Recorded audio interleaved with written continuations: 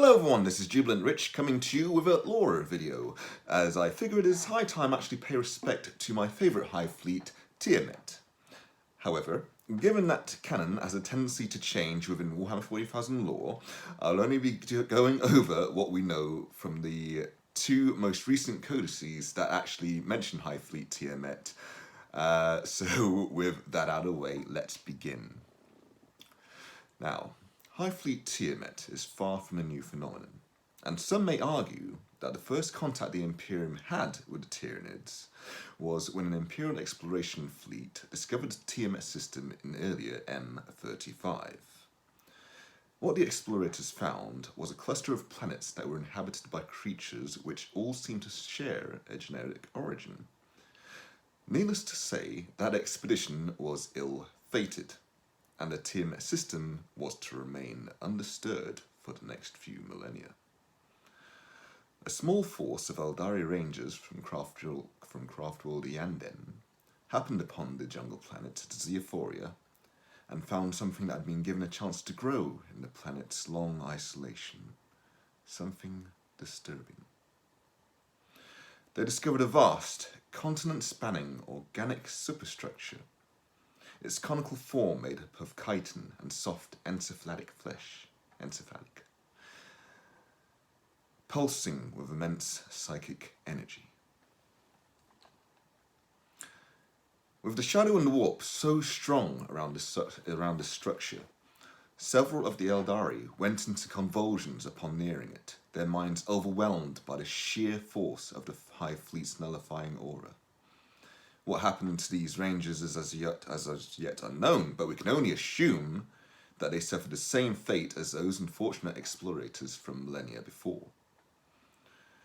The exact location of the Tiamet system is unclear, but while most sources have it located on the eastern edge of the galaxy, as with most early Tyranid incursions, more recent sources state that it is in fact in the northern edge of the galaxy, slightly northwest of the Eye of Terror.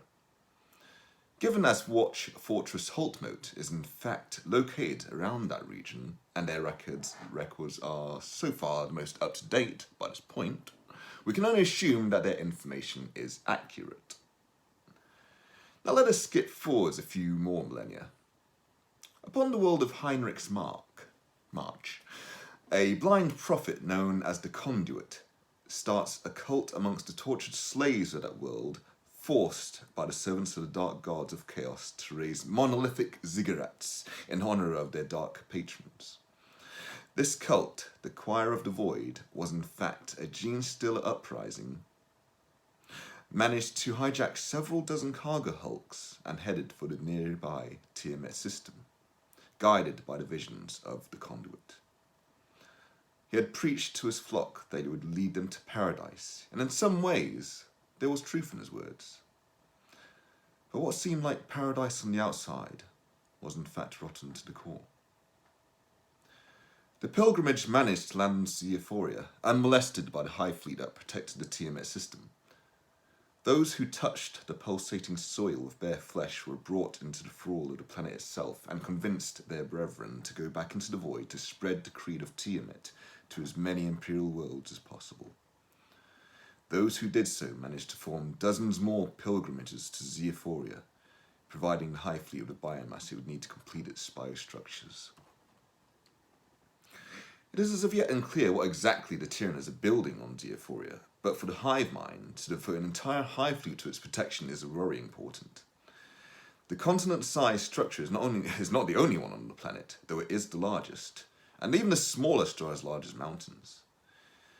Ordo Xenos Inquisitors have theorized that these may all be powerful beacons guiding yet more Hive Fleets into the galaxy. But perhaps the most worrying thing about Hive Fleet Tiamet is the resilience of every organism that it spawns. Made of a unique chitin composite, the carapace of the all Tiamet organisms is capable of protecting them from extreme bursts of energy and kinetic force. More and more reports of missing ships and lost fleets drifted into Watch Fortress Holtmote, the common denominator in all these being that they were last seen within the vicinity of the Tiamet system. Watch Commander Vilnius ordered an immediate survey of the area. Keel Team Youngheim departed from Holtmote to investigate, drifting into the system unnoticed, and managed to land safely upon Zeophoria. There they discovered the superstructure that covers the largest continent, and when this vast biodevice pulsed, a tsunami of psychic energy rolled across the planet.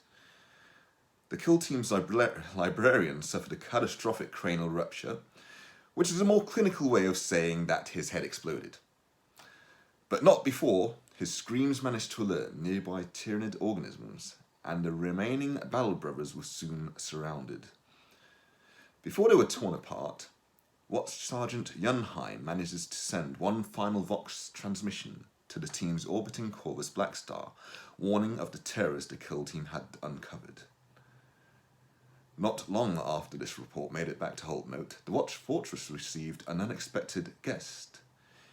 Inquisitor Thaddeus Cryptman had come out of exile, requesting an audience with Commander Vilnius. Vilnius agreed, and the pair formulated a plan that would see whatever the Tyranids are creating on Zeophoria utterly obliterated. So there it is. That is all currently known and canon lore for Hive Fleet Tiamet. Now one might ask, well, apart from of course what I said at the start, why I'm actually making this particular video. I think it's just in futile hope that we might actually get more added to the story of Hive Fleet Tiamet whenever Codex Tyranids drops for the 9th edition, which is going to be happening very soon. Well, relatively soon. Soon enough! After the Eldar Codex, that's all we know. So, I am still very intrigued by this Hive Fleet. If they happen to take this very, I mean, like, they've got Cryptman in there, you know? This guy, I mean, he's obviously been mentioned again in recent lore because of obviously the, you know, the Octarius stuff. So they still acknowledge he exists, but that he's also a moron because he's the one who caused Octarius in the first place. But that aside, yeah, so if Cryptman is still going to be sort of significant in fluff, one hopes that this newest Hive Fleet, which of course he's now getting in on to come up with another dumb idea for, we can only hope that, you know, Tiamet will maybe become the next big bad as far as the Tyranids go. Much like how Zara Khan, is it? Yeah, is that it? For the Necrons became the new big bad because, of course, the return of the Silent King. Yeah. Me making this video isn't going to make any fucking difference to whether or not they do, or have, rather, because it's already been written, you know, and it's probably already been printed by this point. You know, it's not going to make any difference. But at least I, as a fan, will be keeping the memory of Tiamet alive. Anyway, with that being said, I shall leave you all with this. This was actually meant to be a first draft, so I can actually see if I can go through the thing without mispronouncing a lot of words. Thankfully, I only like stuttered a few times, and because it's kind of late here, that's it. That's what you're getting. It's not perfect, but it's a thing. Yeah. In the meantime, not my best work, but hey, I tried a lore video, and I just hope that those who listen to it or watch it and listen, whatever, enjoy.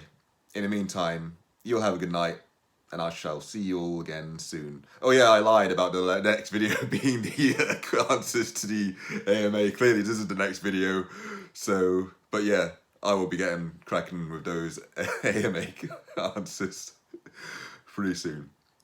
Good night, guys.